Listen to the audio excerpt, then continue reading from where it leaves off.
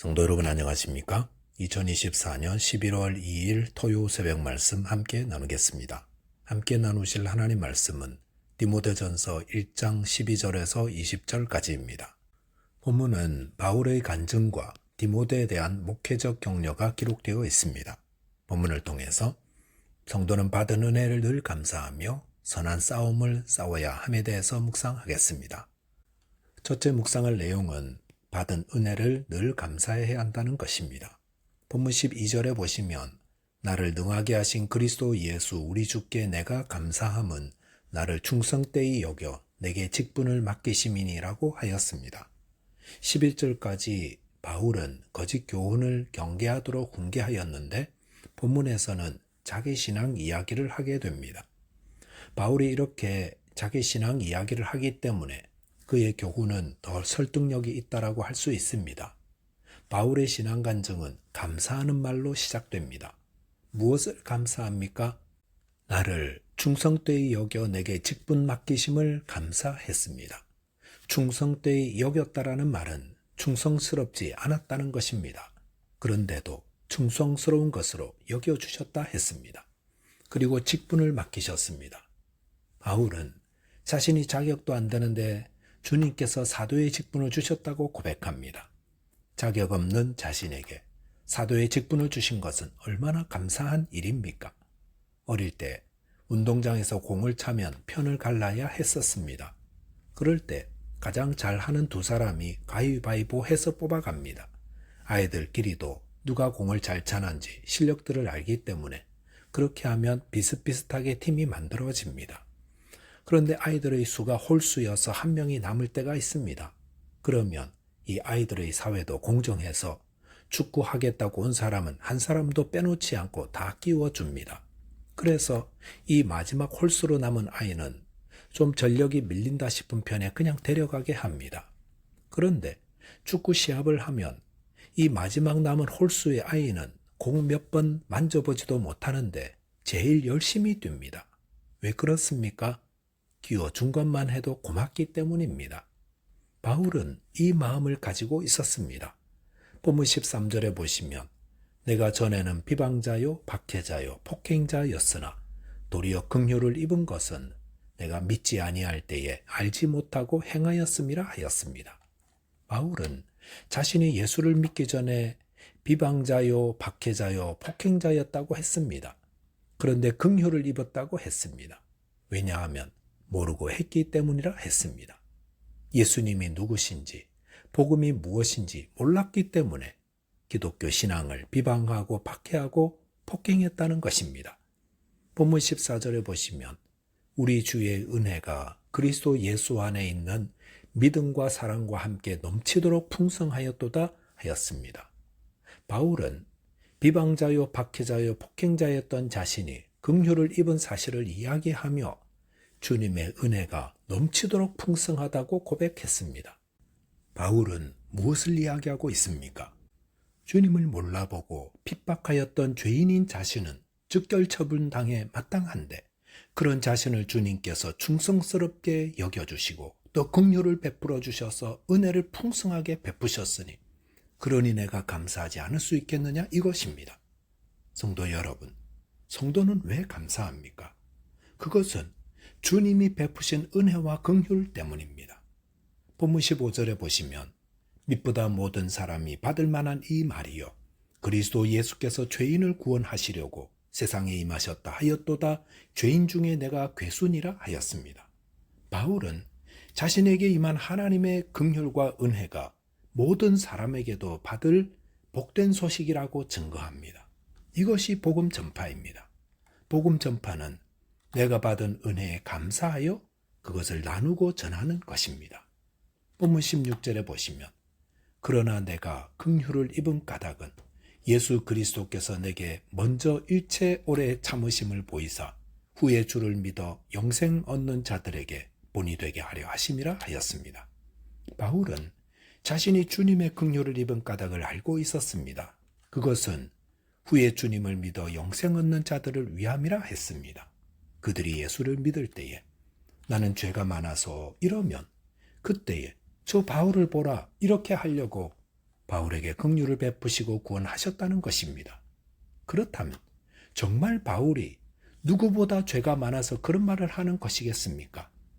이것은 모든 구원받은 자가 하는 말이기도 합니다.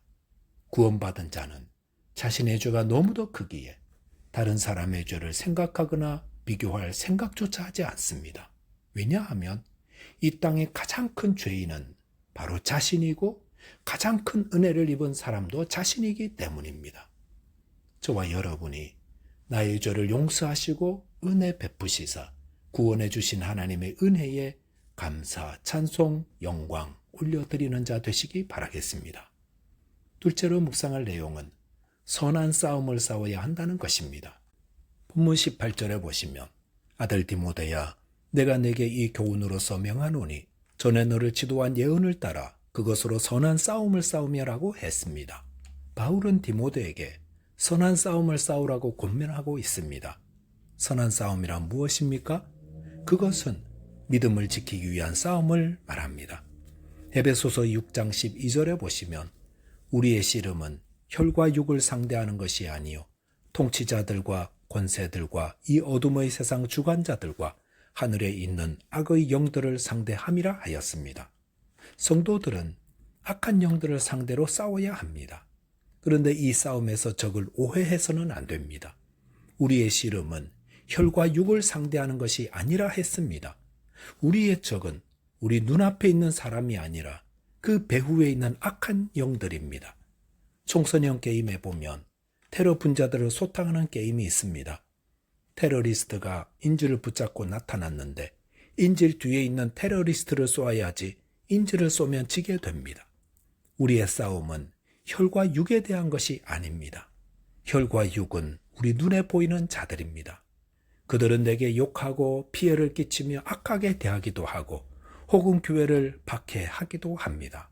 그런데 그런 자가 우리 적이 아닙니다. 우리의 대적은 눈에 보이는 사람들이 아니라 이 세상과 사람들 뒤에서 조종하며 분쟁과 다툼과 시기와 원수 맺게 하는 악한 영들입니다. 그러므로 성도는 원수는 사랑하고 살리며 뒤에 숨은 악한 마귀를 대적해야 합니다. 본문 19절에 보시면 믿음과 착한 양심을 가지라. 어떤 이들은 이 양심을 버렸고 그 믿음에 관하여는 파선하였느니라 하였습니다. 여기 보면 믿음과 선한 양심을 가지라 하였습니다. 선한 싸움을 싸우려면 믿음을 지키고 선한 양심을 지켜야 합니다. 성도는 모든 일을 믿음으로 행해야 합니다. 믿음을 따라 하지 아니하는 것은 다 죄라고 하였습니다. 성도는 내가 지금 하려는 이것이 믿음으로 행하는 것인가를 스스로 물어야 합니다. 또한 착한 양심을 가지라 했습니다. 착한 양심이란 무엇입니까? 보는 사람들이 없어도 진실되게 행하는 것이 바른 것임을 알아 그렇게 행하는 것이 착한 양심입니다. 본문에 보시면 믿음은 배와 같은데 착한 양심을 버린 믿음은 파선한 배와 같다 했습니다. 참된 믿음의 사람은 착한 양심을 가지고 있습니다. 기독교인들이 세상의 소금이 되고 빛이 되려면 이 착한 양심이 있어야 합니다. 믿음만 있고 착한 양심이 없으면 세상에 외면당하는 버려진 소금과 같이 됩니다. 본문 20절에 보시면 그 가운데 후메네오와 알렉산더가 있으니 내가 사탄에게 내준 것은 그들로 훈계를 받아 신성을 모독하지 못하게 하려 함이라 하였습니다. 바울은 에베소 교회에서 후메네오와 알렉산더 두 사람을 출교시켰습니다. 그들은 믿음이 있노라 하면서도 양심은 없는 자였습니다. 파선한 배와도 같았습니다. 디모데후서 2장 16절 17절에 보시면 망령되고 헛된 말을 버리라. 그들은 경건하지 아니함에 점점 나아가나니 그들의 말은 악성 종양이 퍼져 나간과 같은데 그 중에 후메네오와 빌레도가 있느니라 하였습니다. 믿음은 있다 하는데 비양심적이었던 후메네오와 빌레도는 악성 종양과 같다 했습니다. 그들의 말은 망령되고 헛된 것이라 했습니다. 그리고 불경건함으로 퍼져나간다 했습니다. 성도 여러분, 믿음과 착한 양심을 가지려고 힘쓰시고 또 망령되고 헛된 말을 버리려고 힘쓰시기 바랍니다. 저와 여러분이 믿음과 선한 양심을 지키고 망령되고 헛된 말을 버림으로 선한 싸움에서 승리하게 되시기 바라겠습니다. 기도하겠습니다. 하나님 아버지, 저희가 받은 은혜를 늘 감사하는 자 되게 해 주옵소서. 또한 믿음과 선한 양심을 지키고 망령되고 헛된 말을 버림으로 선한 싸움에서 이기게 해 주옵소서. 예수 그리스도 이름으로 기도하옵나이다. 아멘. 오늘도 믿음 안에서 승리하는 하루 되시기 바라겠습니다. 감사합니다.